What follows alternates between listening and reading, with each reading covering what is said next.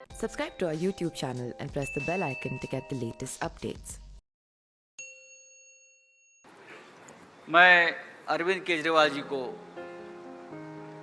आमंत्रित करता हूं।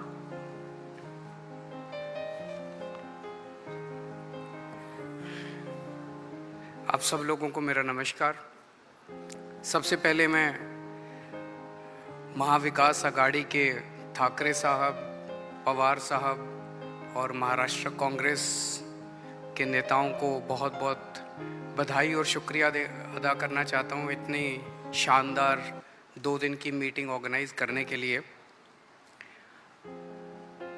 ये जो इंडिया अलायंस है, ये अलायंस कुछ चंद 26, 27, 28 केवल पार्टियों का अलायंस नहीं है।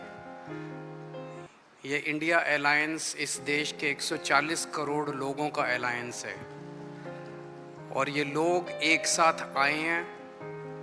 देश के लोग इकट्ठे हो रहे हैं और बहुत बड़ी संख्या में लोग इकट्ठे हो रहे हैं और देश के लोग इकट्ठे हो रहे हैं 21वीं सदी के भारत का निर्माण करने के लिए। आज हमें बहुत दुख होता है कि आज हमारे देश के अंदर जो सरकार है, मोदी सरकार, मुझे लगता है कि आज़ाद भारत की सबसे भ्रष्ट सरकार और सबसे अहंकारी सरकार है। एक भारतीय होने के नाते मुझे बेहद दुख होता है। पिछले 3-4 दिन से हम पढ़ रहे हैं कि विदेशों के अखबारों के फ्रंट पेज के ऊपर खबरें छप रही हैं कि हमारी भारत सरकार एक आदमी के लिए काम कर रही है। वो एक आदमी भारत से पैसे निकाल के बाहर विदेश में ले जा रहा है और भारत सरकार, मोदी सरकार, देश के प्रधानमंत्री उनकी मदद कर रहे हैं। बहुत दुख होता है एक भारतीय होने के नाते। विदेशों में तो खबरें छपनी चाहिए कि भारत में ये अच्छा हो गया, भारत में वो, तब देश का नाम आगे बढ़ेगा। देश का नाम ऐसे थोड़ी आगे बढ़ेगा कि पूरी भारत सरकार एक आदमी के काम करने के लिए लगी हुई है। आज हमारे भारत का युवा रोजगार ढूंढ रहा है, पढ़ लिख के बीए करके, बीकॉम करके, बीएससी करके रोजगार ढूंढ रहा है। उसके पास रोजगार नहीं है और वो जब सरकार के पास जाता है तो पता चलता है कि सारी सरकार एक ही आदमी के लिए काम कर रही है। सारी सरकार भ्रष्टाचार में डूबी हुई है।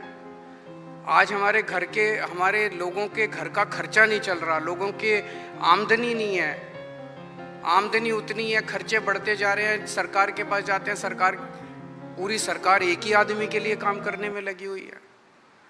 इससे ज़्यादा अहंकारी सरकार आज तक कभी नहीं हुई और ये लोग अपने आप को भगवान से भी बड़ा समझने लग गए हैं और जब कोई आदमी अपने आप को भगवान से बड़ा समझने लगता है तो फिर उसका पतन भी जल्दी होता है। मुझे बेहद खुशी है कि इंडिया अलायंस में सब लोग आपस में जुड़ रहे हैं। एक चीज़ मैं देख रहा हूँ, बहुत बड़ी बड़ी ताकतें, अब सबको लगने लगा है कि ये इंडिया अलायंस मोदी सरकार के आने वाले समय में मोदी सरकार के पतन का कारण बनने वाला है।